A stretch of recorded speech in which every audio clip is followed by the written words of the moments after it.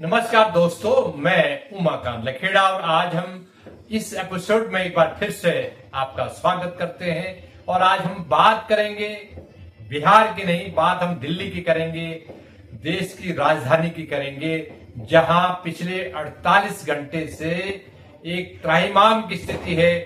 भयंकर स्थिति खराब है वायु प्रदूषण की वजह से, और जो पटाखे छूट रहे हैं और पटाखे जो ग्रीन पटाखों की बात सुप्रीम कोर्ट ने पिछले हफ्ते की थी और फैसला सुनाया था कि देखिए इससे पहले जो प्रतिबंध लगते थे ग्रीन पटाखों पे वो ठीक नहीं था, और उस पर ढिलाई देते ही ऐसा लगा कि पूरा कोहराम मच गया।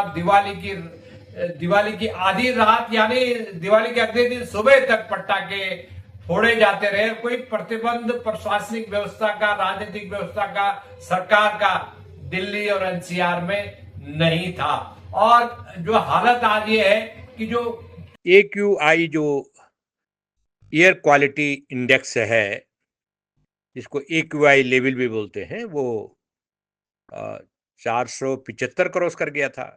तो ये बहुत खतरनाक स्थिति है। दुनिया के सबसे प्रदूषित शहरों में देश की राजधानी दिल्ली है।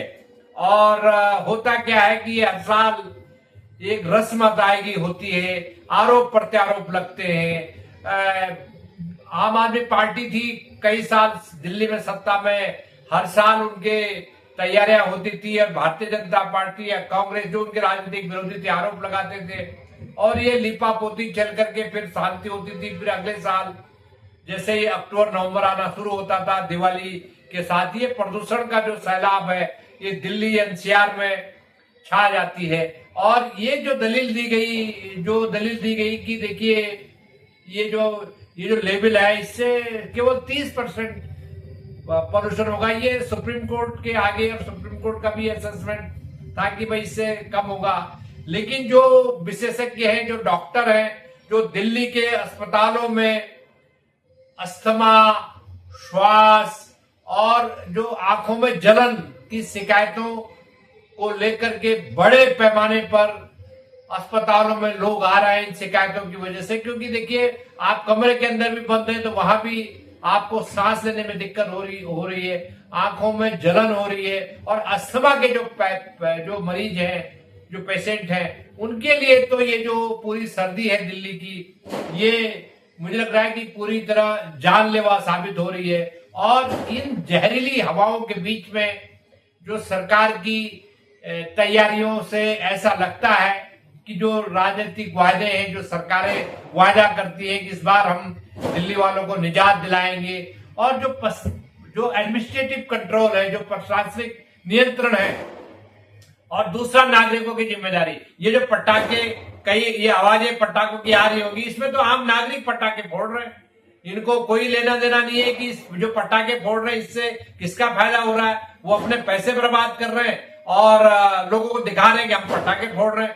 तो ये जो चीजें हो रही है, ये बचकाने हरकतें नागरिकों की, दिल्ली के और एनसीआर में रहने वाले जो लोग हैं उनका, नागरिकों का गैर जिम्मेदाराना जो रवैया है, ये उनको ये नहीं पता कि आने वाले दिनों में यही पटाखे, यही प्रदूषण उनकी जो आने वाली पीढ़ियां, उनके स्वास्थ्य को खत्म कर रही है, उनको तबाह कर देगी। उनको अस्पताल में भी उनका कोई इलाज नहीं होगा। और सुप्रीम कोर्ट तो मुझे लग रहा है कि ऐसा बताया गया कि सुप्रीम कोर्ट ने ढिलाई इसलिए बरती कि देखिए उन पर ये आरोप ना लग जाए कि वो जो है एक त्योहार है, हिंदू धर्म का त्योहार होता है, उसमें पटाखे पर अगर पाबंदी लग गई तो वो जो है बहुत बवंडर मचेगा और एक राजनीतिक एक मुद्दा बनाएंगे लोग। तो ये जो चीजें हो रही है, ये चीजें बहुत खतरनाक होती है। और सबसे बड़ी बात है कि दिल्ली के चुनाव में, चाहे वो लोकसभा का चुनाव हो या विधानसभा का चुनाव हो, ये मुद्दे, ये जो लोगों का दम घुट रहा है इस प्रदूषण से, पॉल्यूशन से, और यमुना नदी तो पूरी मैली है, अभी भी उसके स्वच्छ होने की कोई गुंजाइश तत्काल तो नजर नहीं आई।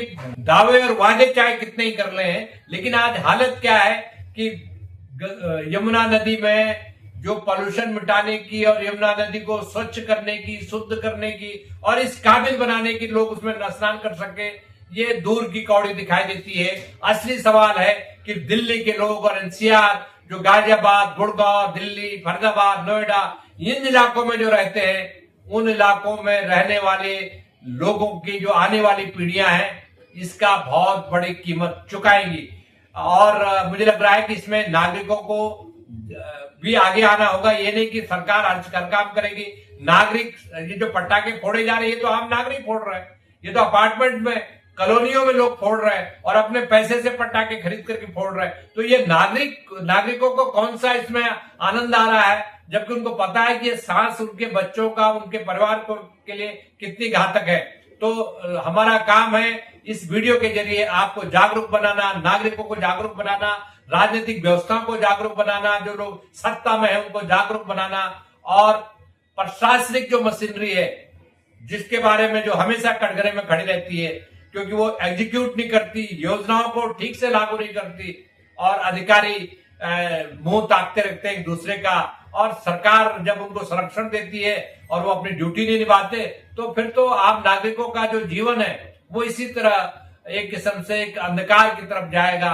और एक हम ऐसी समाज, ऐसी पीढ़ियां तैयार करेंगे जो पीढ़ियां जन्मजात अस्वस्थ होंगी, उनको अस्थमा होगा, और स्वास्थ्य संबंधी कई तरह के रोगों से वो लोग घिरे रहेंगे। ऐसी पीढ़ी हम तैयार करेंगे, करने जा रहे हैं।